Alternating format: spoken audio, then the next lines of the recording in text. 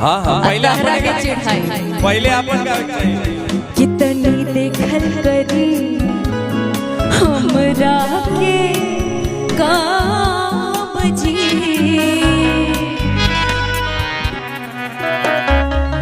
अब जब तक हल्ला ना कर बलो तो कैसे माहौल बनी? एक बार उधर से एनर्जी फेंकिए ताकि हम लोग को भी एनर्जी आए। कितनी देखल करी हमरा के काम जी। कि नाता हो जाए, कि नाता हो जाए, कि नाता हो जाए प्यार बला कि ऐसे कौन जाने हम पे सितम जी।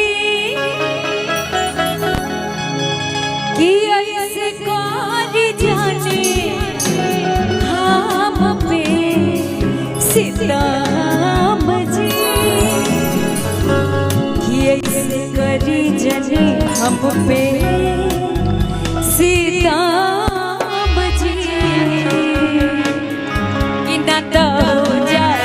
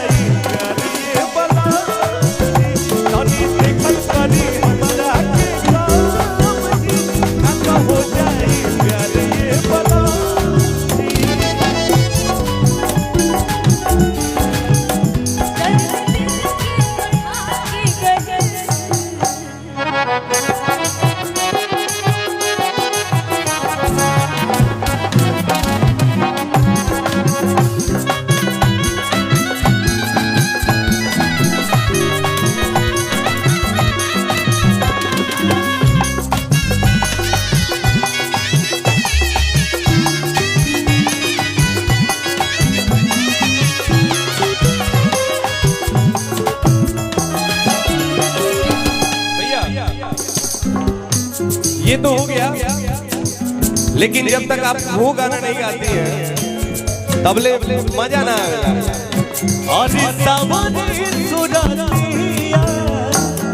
तो ये हम आज लड़की पक्ष से आए हैं, तो हम चाहते हैं कि अब मेरी बहन ही लगेगी वो, तो उनके तरफ उनके जो साबर पिया आए हैं उनको डेडिकेट करना चाहते हैं। कि सावरी सुरतिया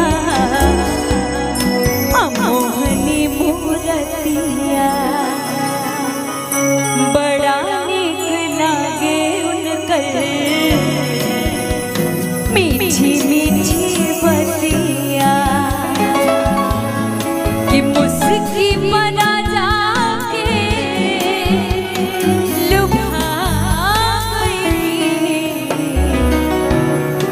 कि मुस्की बना जाके लुभा गई। कि जैसन सोचले रही हम वैसन सखी रे बरपा गई। लेकिन आपने तो लड़की के पॉइंट ऑफ व्यू से कर दिया, अब जो दूल्हे राजा है उनके तरफ से भी आप काउंटर देंगे ना? तब अब और बहुत क्यों नहीं कहता उनके साथ देव ना। अरे तू चंदा हम तू हमर चंदनिया, हम मालिक तू हमर मलिकनिया। अरे मन जोगे हमार दुल्हनिया, मन जोगे हमार दुल्हनिया।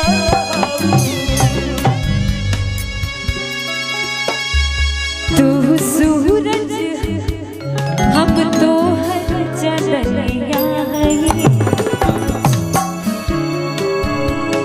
मन जोगे हमार जो के हमार दुल्हनिया अब मालिक तुहार मलिकिया हो अब सुगा तुहार सुगनिया हो जो के हमार दुल्हनिया अब जो के हमार दुल्हनिया क्या बात है अब यहाँ से कहाँ जाए हम तेरी बात तुझे देखा तो ये जाना प्यार होता है दीवाना सनम अब यहाँ से कहाँ जाए हम तेरी बात हमारे दुल्हनिया अब जो के हमारे दुल्हनिया तो कहाँ थे हम? सावरी सुरतिया सावरी सुरतिया